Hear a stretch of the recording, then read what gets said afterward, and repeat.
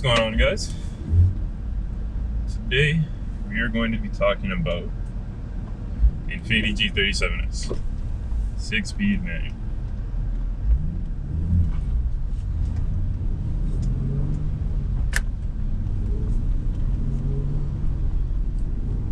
So, as a lot of you may know or may not know, the Infiniti G37S is essentially a 370Z with like luxury features. Now, you may be wondering, why would you buy a 370Z with luxury features, or why would you buy a 370Z instead at all? Well, there's some good reasons why you'd want one versus the other. So this is my personal G37, and I believe it's probably the better choice as a daily driver car compared to the G30s or the 370Z. Now, I'm going to go through a couple of reasons why that is. My main one being price. Now, in the market where I live, the 370Z is substantially more. Now, if you're going to be able to get the same drivetrain, because you get the same engine, this is a 3.7 liter VQ, just like the 370 is a 3.7 liter VQ. They make about 330 horsepower, whatever torque, like 290 or something like that. If you're going to be getting that same power, the same 6-speed manual, if for the early years, like you get all the same options other than rev matching. There's no rev matching regardless of which one you get in the G37, which a lot of you may care or may not care. If you're going to get most of those features, why not get it at a reduced price? So another thing with it is that the G37, I think, is a slightly longer wheelbase because you get the rear seats. I don't know if you'll be able to see this in the camera angle, but you get rear seats in this car, so it's a 4-seater, not a 2-seater hatchback. You have a trunk instead of a hatchback. Some people may say that's like, oh, I prefer a hatchback versus a trunk. I prefer trunks because I don't like hearing things in the background moving around.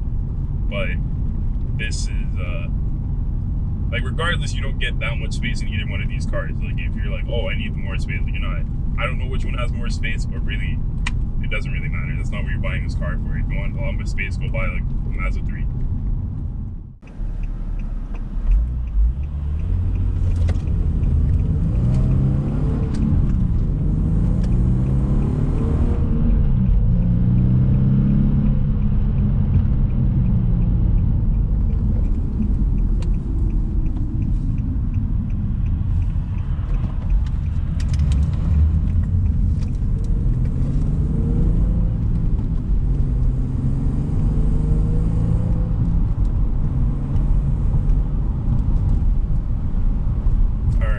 Go through a couple more reasons why you want the G37 or the 37. So we just briefly mentioned price. You're going to be able to get a G37 coupe for a lot less than a 370. Same year, same mileage. There's going to be a discrepancy of a few $1,000s. Now, if you want to argue that the 370 might be a little bit lighter, shorter wheelbase, is a more performance-oriented version, or like a more performance-oriented version of this car, you can go to say, like, what a lot of people do if you're going to be modding cars is you're going to get coilovers, right? You're going to get an exhaust. You're going to change things up a bit. So if you're going to do that regardless, it could be very well a good idea to start yourself off at that lower price range, and then if you want to spend the extra money, instead of spending it on the car in the first place, you can spend it on those aftermarket parts if you plan to do that. Now, if you don't plan to do that, like, I've driven both, they're not that far off. You're not going to be feeling that different from a G37 coupe versus especially if you get the S, versus the 370. Now, another thing with that is that you get a lot more features with the G37. Like, first of all, technology features. Okay, back to what I was saying, camera film. If you hop into a lot of 370s, you'll notice it's just like the center console and stuff just filled with plastic, right? It's just hard plastic, which, like, you don't really care about because, it's a sports car. If you're buying a sports car, you can get the full plastic, whatever. But at the same time, it's always nice to have the nicer materials. Like, you just know if you can get them for around the same price, you're like, okay, why not get the nicer materials? It only makes sense, really, like, economically. Like, why would you not do it? You'll see in a lot of 370s, you'll have just like a glove box type thing at the top where there could be a big screen. If you get the nicer ones, you get like a tech package one, you'll get that full screen. Still not the greatest screen, but for the time it was whatever. The newest ones still run that same screen, so it's not that great. They kind of need to catch up with technology. Granted, the 400Z might be coming out real soon, hopefully. But if you want to compare it to just like any G37, all the G37s have a screen. Granted, they may not have that many features, but they'll look a little bit nicer and they'll have the screen. Some of them are touchscreen, some are not. If you don't have the tech package, you don't get touchscreen. Some even have navigation, just like you can get in the 370. But for you to get those same things in the 370, you have to be going for the higher end 370. Whereas to get at least the screen and like a backup camera and those things, you can get that in almost any G37 above 2009. Like they all have it. It's not a question. You just have 2009 or up. You have a reverse camera at least. 2008 is a little bit iffy. You also get a 5-speed automatic in 2008. But if you go 2009, you get the 7-speed or you get the 6-speed manual you get a 7-speed automatic or a 6-speed manual. So as soon as you go 2009, you're in a better position with all the technology and stuff like that. Now you could get a tech package G37. You don't need to, and you get navigation. I think there's even adaptive cruise control, a pretty basic version, but it has it. It has like the adaptive headlights that turn when you turn the steering wheel. It's a cool feature. You might not even notice it if you don't have it, but it's there and it's nice. Like it's nice to have, and it's easier to find that than in a 370. When you're looking for 370s on Kijiji, on Auto Trader, on eBay and stuff like that, you'll notice a lot of them are like base model 370s. So you'll see they have just the regular 2-piston brakes at the front, single piston in the rear, not the Acapulcos or the Brembos, or I guess they're Acapulcos, but everyone just calls them Brembos. You won't find those as easy on a 370. It's really, a lot of times you find the basic brakes, things that you would like to upgrade, maybe if you're going to track it or if you just want it to look cooler, like it has its added benefits. Whereas, at least where I am, it's pretty common to find a G37S, and when you get the S, you get those Acapulco brakes, you get the screen. Regardless, you always get the screen. You get the different seats, slightly more bolstered. You get the extended leg, like the extended leg thing on the seat, so you can pull it out if you're a taller person, which is really handy because I'm about 6'3". You see, I don't have the most headroom in this car, but I have enough. I'm fairly comfortable in it. So right now we're going through like a twisty road area, and the car handles really well. You can feel a little bit of body roll, right? It's not the lightest car. The suspension has a like decent amount of travel, but for the most part, it's like fairly planted. Like you go side to side. You'll see me leaning a bit. The seats have decent bolstering, so that holds you fairly well. They are adjustable too. There's a little switch on the side you can adjust it. And that is if you get the S. I think if you get just a regular G37X or there's like a non-anything to the G37, you may have different seats, so you may not have those features. But in this one you do. And like I said, it's not uncommon to find a G37S, at least where I am. I'm like Southern Ontario.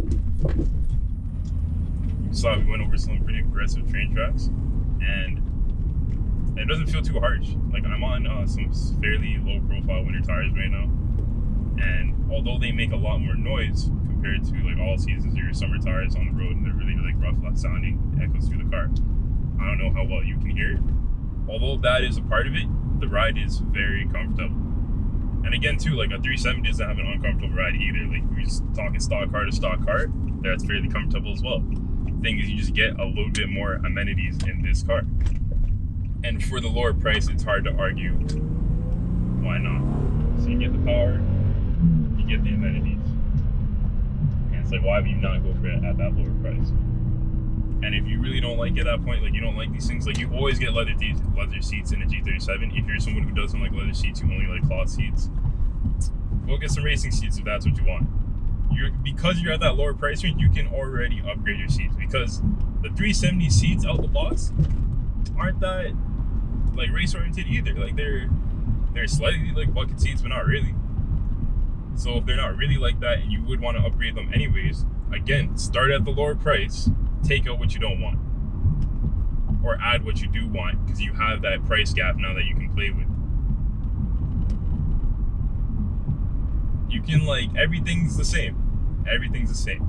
Or it's not the same. Everything's just a little bit better. You just get the same, you get the same engine, transmission, you get the same drivetrain, you get the same power, and then you just get better interior features. Which is like, why would you not do that? And if you really don't like them, get rid of them. You have that price gap where you can now get rid of them. Whereas in the other time, if you buy a 370, you're already paying a lot more money. And if you still don't like the things that come with it, or you want them to be more aggressive, well, now you're paying more money on top. So I don't know why a lot of people don't buy this. It's a really good choice. It's a fairly good looking car. There are aftermarket like cosmetics to add to it if you want to add like a lip to the front bumper because it's kind of round. There are things you can add to it to make it how you want. The aftermarket is obviously less than the 370 because it's a really popular car, but it will get you most of what you want. In fact, it'll probably get you more than what you want. The biggest downfall, which you've probably seen in 370 as well, is stuff like where you need to use a charging cable to stream music to the sound system. It uses a Bose sound system, and in order to play from your device to the car, you have to use a USB, and it goes into like an iPod mode or something like that. There's no real Bluetooth streaming. That was just something Nissan / Infiniti did for a good while. The only way you were able to get Bluetooth streaming is that if you had a 2010 or up with a tech package, then you were able to do Bluetooth streaming on a G37. I don't know about the 370 when they actually integrated it fully, but that's how it was for the G37. You had Bluetooth calling, which is what makes it really annoying. You can call people through Bluetooth, just press answer on the steering wheel, and you're good to go, everyone's talking. But you weren't able to stream your music directly. So that is very annoying. Something you kind of just have to deal with, but you're gonna have to deal with that with either one. Like, I guess you have like just direct plugins on a 370, or it's easier to change the head unit on a 370, that's for sure, because it doesn't have the full screen and stuff, especially if you're getting a base one. It's much easier to change the head unit. Just go and get a Kenwood or whatever, put it in. And that's again because you're already starting with the less options within the car. So if you want to start with more options in the car, if you're just going to daily drive the car and you don't plan to change too much, it's a really good idea to get the G37 over the 370. You're going to get the power, you're going to get the looks, you're going to get a much better interior, you're going to have a quieter thing, and it's going to make a really daily driver oriented car. If you can only afford one car, I have to say this might be one of the good cars to get. This is probably one of the best options you can get if you're trying to buy a used car. You're between $7,000 to like $12,000 in range. Like, you can find a good G37. It might be pretty hard to actually find a good 370 at that price range, but you can get a good G37 at that price range. And this is hard to say why not. The only difficulty you may have, if you're someone who really wants a manual like I have right here, it's going to be harder to find a manual with the G37 compared to the 370. There's a lot of manual 370s, but there's also a lot of automatic G37s. But you can find them, they're out there. It's just a lot more of a hassle compared to 370. But then again, the trade-off, you can find a lot of G37Ss that will give you the better brakes, the edited seat controls and stuff like that. You get some more features with the G37S. You'll get those, and those are easier to find. If you don't really care about a manual versus automatic, I personally do. I prefer the manual, but if you don't really care, well then, even easier. You can find a G37S automatic, no problem. You get paddle shifters, that's a part of having the S if you feel like you can use a manual mode. And you get the bigger brakes, you get the bigger wheels, it comes with 19s instead of 18s. You get everything you'd want with that car, and you still get that nice interior. You have your heated seats, you have your proximity key, you know, all those things you would want. You have your Bose sound system. There's not that much in here really if you think about it.